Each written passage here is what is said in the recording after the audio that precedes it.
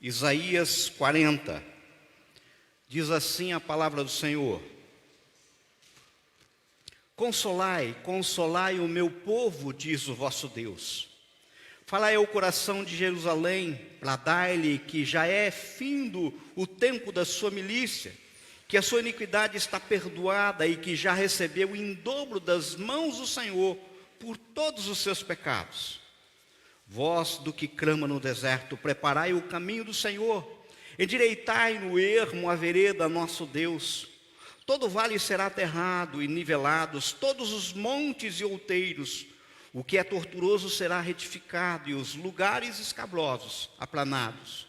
A glória do Senhor se manifestará, toda a carne haverá, pois a boca do Senhor o disse. Uma voz diz: clama, e alguém pergunta: que hei de clamar? Toda a carne é erva e toda a sua glória como a flor da erva. Seca-se a erva e caem as flores, soprando nelas o hálito do Senhor.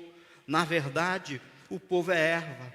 Seca-se a erva e cai a sua flor, mas a palavra do nosso Deus permanece eternamente. Tu, ó Sião, que anuncia as boas novas sobre os monte alto, tu que anuncias boas novas a Jerusalém, ergue a tua voz fortemente, levanta, não temas, e dize às cidades de Judá: eis, aí está o vosso Deus. Eis que o Senhor Deus virá com poder, e o seu braço dominará. Eis que o seu galardão está com ele, e diante dele a sua recompensa. Como pastor apacentará o seu rebanho, entre os seus braços recolherá os cordeirinhos e os levará no seio. As que amamentam ele guiará mansamente. Pula algumas páginas da Bíblia, vá no Novo Testamento, o livro de Marcos, capítulo 1, nós leremos a partir do verso 2. Diz assim a palavra do Senhor: conforme está escrito na profecia de Isaías: eis aí envio diante da tua face o meu mensageiro, o qual preparará o teu caminho. Vós do que clama no deserto, preparai o caminho do Senhor, endireitai as suas veredas. Apareceu João Bautista no deserto, pregando o batismo de arrependimento para a remissão de pecados. Saíam a ter com ele toda a província da Judéia e todos os habitantes de Jerusalém, e confessando os seus pecados eram batizados por ele no rio Jordão. As vestes de João eram feitas de pelo de camelo. Ele trazia um cinto de couro e se alimentava de gafanhotos e mel silvestre. E pregava dizendo: após mim vem aquele que é mais poderoso do que eu, do qual não sou digno de, curvando-me, desatar-lhe as correias das sandálias. Eu vos tenho batizado com água, ele, porém, vos batizará com o Espírito Santo. Vamos orar? Senhor, fala ao nosso coração nessa noite, Pai. Que as palavras que saiam dos meus lábios nessa noite não sejam palavras de persuasão, mas palavras de poder. Fala conosco. Clamamos liberdade plena, genuína do Teu Santo Espírito entre nós. Fala, Pai. Nós oramos em nome de Jesus. Amém? Alfred Lois, um padre francês, que em 1908 foi excomungado da Igreja Católica, em 1902 ele escreveu um livro. Esse livro foi intitulado O Evangelho da Igreja, o Evangelho e a Igreja. Nesse livro uma frase se tornou famosa. Era uma frase que dizia assim: Jesus anunciou o reino e o que veio foi a igreja. Ao lermos e ouvirmos essa frase, impossível deixar de transparecer em nós uma certa decepção, um certo desencanto que muitas vezes inclusive nos aflige. Jesus anunciou o reino de Deus. De fato, era o reino de Deus que os profetas do Antigo Testamento tinham dito que viria um dia. Por isso eram muitos os que estavam a esperar, com anseio pela chegada do reino de Deus. Com sua pregação na Galileia, Jesus fez ressurgir brotar novamente essa esperança. Finalmente o reino estava chegando. O reino que ele anunciava seria o fim da exploração, seria o fim da escravidão, seria o fim de toda a miséria. O reino que ele proclamava seria o começo de uma nova era, em que um novo céu e uma nova terra seriam criados. Nesse reino, nunca mais morreriam criancinhas inocentes. Nesse reino, nunca mais se ouviria choro ou gritos de aflição ou de dor. Nesse reino, todos seriam livres. Não se ouviria mais choros, poderiam desfrutar de tudo.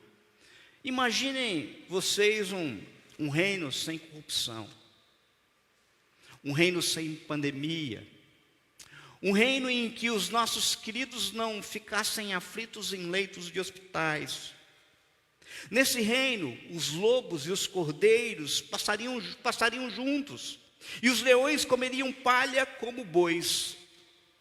Na realidade, essas eram palavras do profeta messiânico, e era assim realmente que ele anunciava. Quando Jesus começou a pregar, era tudo isso que o povo estava esperando. No entanto, o que veio após Jesus foi a igreja. Quando Jesus começou a pregar, ele pregava, anunciava isso, e veio a igreja. Você pode dizer, mas pregador, a igreja foi edificada sobre a pedra que é Cristo. Foi o próprio Senhor que anunciou como sendo a igreja dele, uma igreja santa. Sim, sem dúvida nenhuma, isso é verdade. Mas nós devemos admitir que existe grande diferença entre o reino esperado e a igreja que chegou. Principalmente a igreja nos dias de hoje. Na verdade, a igreja não teve sempre uma história edificante para contar. Se na igreja existem verdadeiramente exemplos magníficos de consagração a Deus e de serviço ao Senhor, existem também manifestações vergonhosas de pecado e corrupção.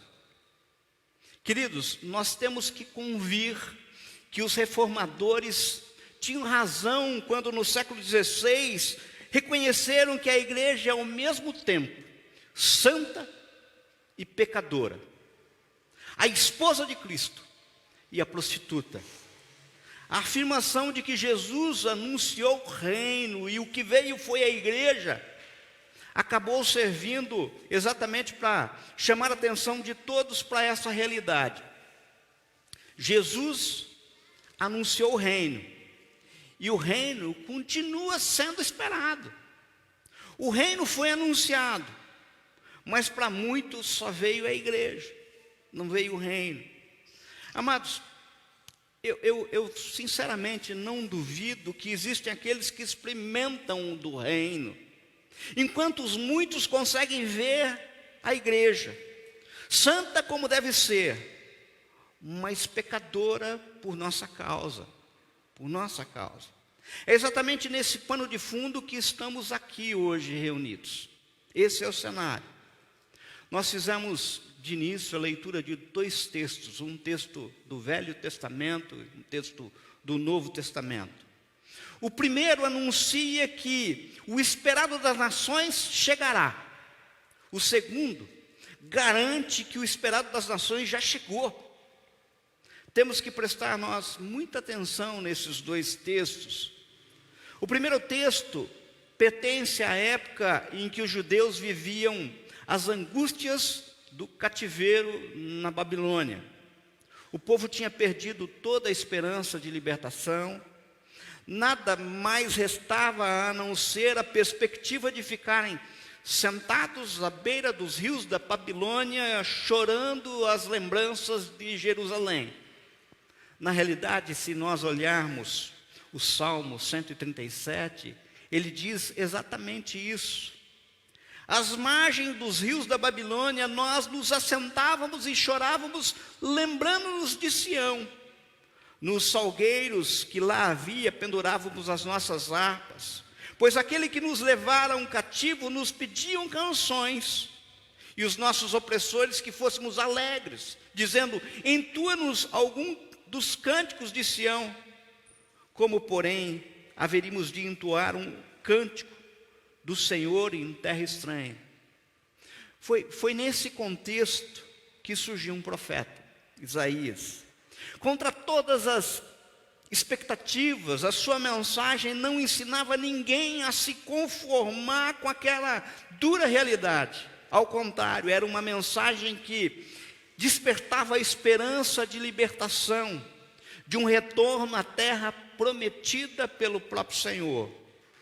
A mensagem que brotava dos lábios do profeta e que nós líamos, fazia algumas afirmações maravilhosas. Ele disse que seria aberta uma estrada maravilhosa entre Jerusalém e a Babilônia. Ele disse que as colinas e os montes seriam aplanados. Ele disse que os vales seriam aterrados. Ele disse que os lugares escarpados virariam planícies. Ele disse que depois disso tudo, Deus mesmo viria e conduziria o seu povo, caminhando à frente pelaquela estrada, e todos voltariam para Jerusalém alegres, contentes. E a partir daí começaria uma nova história. O reino de Deus seria estabelecido na terra. Deus cuidaria do seu povo como um pastor cuida do rebanho. Deus seria como aquele pastor que pega o cordeirinho no colo e cuida e acaricia. Bem, não foi em detalhes exatamente assim que aconteceu na história. De qualquer maneira, o povo judeu acabou voltando para a terra do Senhor. E a mensagem profética foi conservada, alimentando a esperança de muitos sonhos. Sonho de todo um povo que ficou aguardando a chegada do reino de Deus. 700 anos depois, um evangelista chamado Marcos lembrou-se da mensagem profética e aplicou ela exatamente à figura de Jesus. É o texto que nós lemos. Em outras palavras, Marcos viu o testemunho em Jesus, a pessoa de Deus que chegara para implantar o seu reino. A glória de Deus finalmente iria se revelar sobre toda a terra e sobre toda a carne veria quem é o Senhor. Em tudo isso fica muito claro o seguinte para nós, e eu queria que você guardasse isso no teu coração, você que me ouve na sua casa. A pregação profética tinha como centro o anúncio da chegada do reino de Deus. E a figura de Jesus foi associada a esse reino nos evangelhos. Isso é claro. Bem, queridos, uma verdade bíblica é certa. O projeto principal de Deus não é a sua igreja. O projeto principal de Deus não é a edificação de templos por todas as partes. O propósito de Deus é outro. O que Deus quer mesmo é estabelecer o seu reino. Esse é o propósito do Senhor. No caso, o nosso compromisso enquanto igreja santa é justamente proclamar esse reino. Ora, o próprio Senhor Jesus nos afirmou que o reino de Deus e a sua justiça deve vir primeiro de qualquer coisa. Agora existe um grande problema aqui. O problema é que a expressão reino de Deus, ela é ambígua. Tem sido interpretada de diversas maneiras ao longo da história. No caso, infelizmente, existe uma certa interpretação, muitas vezes equivocada, a respeito do reino de Deus que tem prevalecido. Do que você está falando? Que interpretação é essa? Como é que muitos têm entendido o significado desse reino de Deus? Preste atenção, sem querer simplificar muito. Cremos que é possível afirmar que o reino de Deus tem sido entendido como o reino para o qual vão as nossas almas depois que morremos. Em outras palavras, o reino de Deus é o reino lá dos céus. E lá é lá que está os que morreram com fé em Cristo. É lá que Jesus está. Vejam, o problema é que, se assim entendido, o reino de Deus não tem muito a ver com as coisas desse mundo. Se assim nós entendermos, não tem a ver com a vida, porque é um reino para ser experimentado depois da morte. Não tem a ver com o nosso corpo, porque é preparado para nossas almas. Não tem relação com a terra, porque é um reino estabelecido só lá nos céus. Diante desse conceito, dessa interpretação do reino de Deus, nós poderíamos perguntar e até pensar, pensem comigo, se Jesus não pretendia que o seu reino viesse a este mundo, por que então, de modo tremendamente ousado, ele enfrentou tudo e todos, ao invés de permanecer são e salvo na Galiléia? Se Jesus não pretendia que o seu reino viesse a este mundo, por que então ele invadiu o templo, que era o centro do poder político e econômico da época, e desafiou todo aquele sistema? Se Jesus não pretendia que o seu reino viesse a este mundo, por que então, no último livro do Novo Testamento, você pode ver em Apocalipse 11, 15, prediz que os reinos deste mundo é que se tornarão os reinos do nosso Deus, que é Cristo. Acima de tudo, se Jesus não pretendia que seu reino viesse a este mundo, por que então ele instruiu seus discípulos a orarem pedindo a vinda do reino de Deus? Queridos, preste atenção. Quando os discípulos pediram para Jesus os ensinar a orar, ele instruiu assim: portanto, vós orareis assim: Pai nosso que estais no céu, santificado seja o teu nome, venha o teu reino, faça-se a sua vontade, assim na terra como no céu. Um dos maiores erros teológicos já propagados, que já ficou tão famoso, que inclusive parece que tem sentido bíblico, é a crença de que o crente passará a eternidade no céu. O famoso morrer e ir para a glória. Eu vim essa noite aqui te decepcionar, você não vai passar a eternidade no céu. Não é essa a promessa de Deus. Em nenhum lugar das Escrituras dizem que, ou deixam entender que o salvo irá passar a eternidade no céu. O que as Escrituras ensinam é que Deus fará uma nova terra e que será habitada pelos seus filhos. Acompanhem comigo alguns textos que eu vou ler. Apocalipse 21, 1, 2 diz assim, ó: vi novo céu e nova terra, pois o primeiro céu e a primeira terra passaram, e o mar já não existe. Vi também a cidade santa, a nova Jerusalém, que descia do céu, da parte de Deus, ataviada como noiva, adornada para o seu esposo. Isaías 65, 17. Pois eis que eu crio novos céus e nova terra, e não haverá mais lembrança das coisas passadas, jamais haverá memória delas. Isaías 66, 22, porque como os novos céus e a nova terra, que hei de fazer, estão diante de mim, diz o Senhor, assim há de estar a vossa posteridade e o vosso nome. Finalmente, 2 Pedro 3,13, nós, porém, segundo a sua promessa, esperamos novos céus e nova terra, nos quais habita justiça. Portanto, queridos, preste atenção, não somos nós que subiremos e vamos habitar na cidade celestial, é a cidade celestial que desce para a nova terra. É assim que nós temos que ver. Vejam que o verso 3 de Apocalipse 21 complementa essa ideia dizendo assim, ó: então ouvi grande voz vinda do trono dizendo, eis que o tabernáculo de Deus com os homens, Deus habitará com ele, e eles serão povos de Deus, e Deus mesmo estará com eles.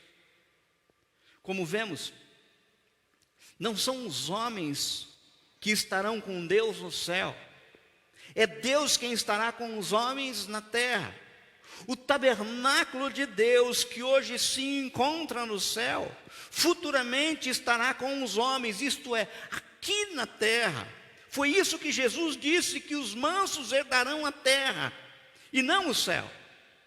Se nós olharmos Mateus 5,15, de bem-aventurados os mansos, porque herdarão a terra.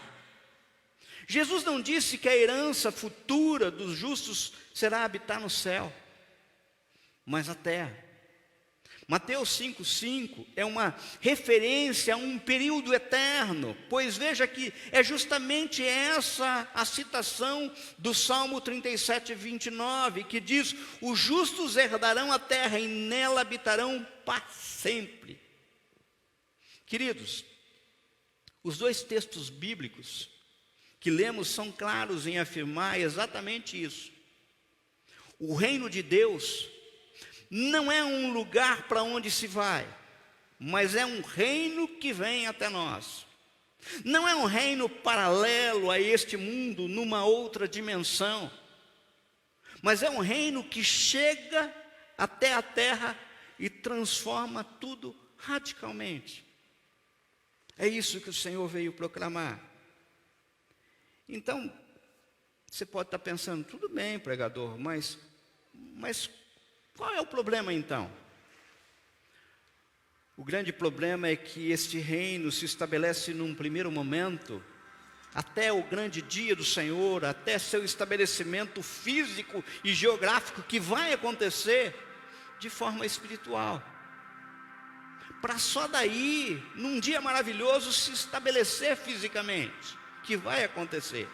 E quando oramos, nós dizemos exatamente: venha a nós o vosso reino.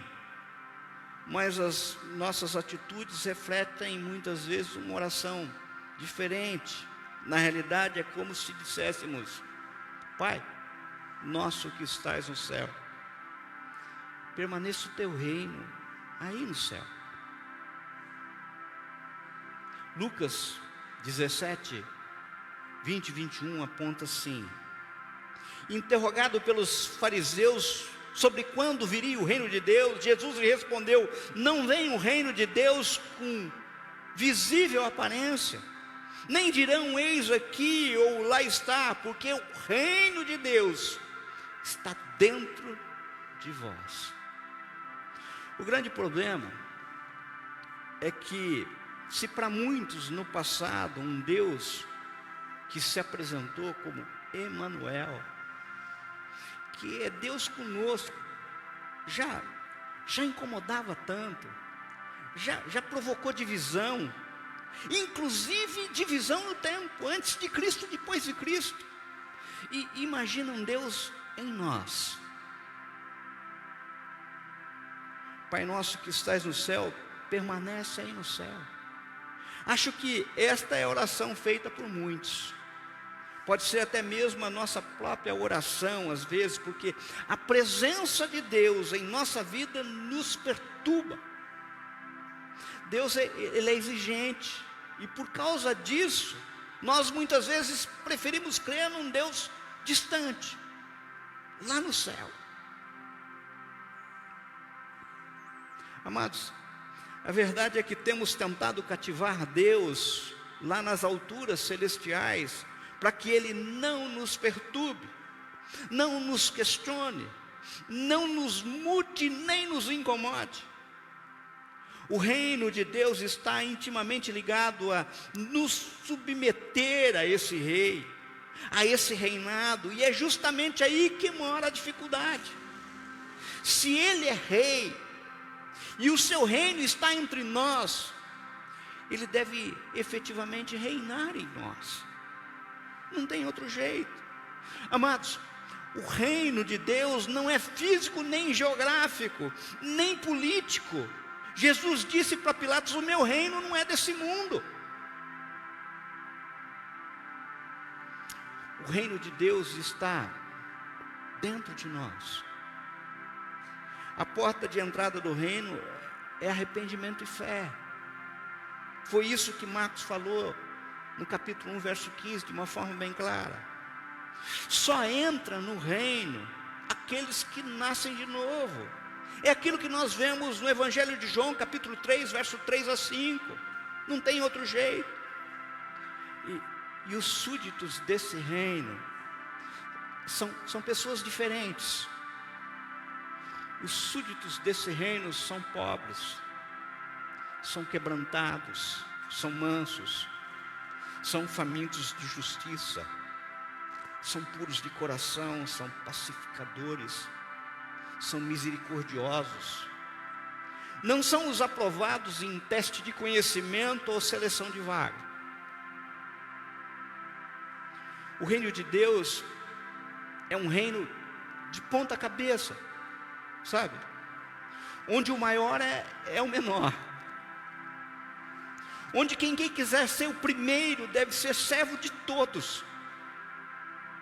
O reino de Deus é onde aqueles que estão em cima vão para baixo, e os que estão embaixo vão para cima. É de ponta cabeça. É um reino que exalta os humildes. É um reino que derruba de tronos poderosos. Sabe, é um reino que enche de bens os famintos e despede vazios os ricos. É um reino onde não há espaço para preconceito, pois pode transformar uma mulher prostituta, possessa, numa missionária. É um reino onde coisas loucas confundem os sábios. Isso é o reino de Deus. Na realidade, nós bem sabemos que não dá para vivermos esse reino sem sermos incomodados. Não dá para vivermos esse reino sem sermos peneirados. Não dá para a gente viver esse reino sem sermos transformados. Não dá para viver esse reino sem sermos aperfeiçoados à imagem e semelhança de Cristo. Agora eu quero te dizer uma coisa, sabe? Você que está aqui nesse auditório, você que me ouve na tua casa, Deus não se deixa aprisionar, aleluia, por isso. Porque Ele não está preso lá no céu. Ele se recusa a ser um Deus distante lá no céu. E Ele vem até nós. Ele vem até mim, Ele vem até você. E é nesse momento, agora, Deus vem implantar o seu reino, que tudo muda, a todos transforma. Esse Deus que renova o homem caído, miserável. A nós, enquanto igreja santa, só nos resta realizar a mesma tarefa que João Batista realizou. Temos que preparar o caminho do Senhor, e a mensagem principal é: arrependam-se, porque é chegado o reino de Deus. O reino de Deus, que vai se estabelecer fisicamente. Você só vai ver se ele for estabelecido no teu coração em primeiro lugar. Porque se o reino de Deus não se estabelecer em você, você não verá esse reino em glória físico. Essa nova Jerusalém prometida lá em Apocalipse 21, que descerá, e que tem como promessa nós morarmos juntos com o Senhor. E esse Deus começa dentro de nós. Sabe, queridos, os judeus esperavam um reino que chegaria de forma estrondosa. Eles aguardavam um grande cerimonial que iria presentear o mundo, o reino da qual eles teriam uma participação proeminente. Mas Jesus aponta para um outro lado, dizendo que o verdadeiro reino de Deus estava se manifestando de forma silenciosa, misteriosa e até invisível aos olhos humanos. mas já estava se manifestando.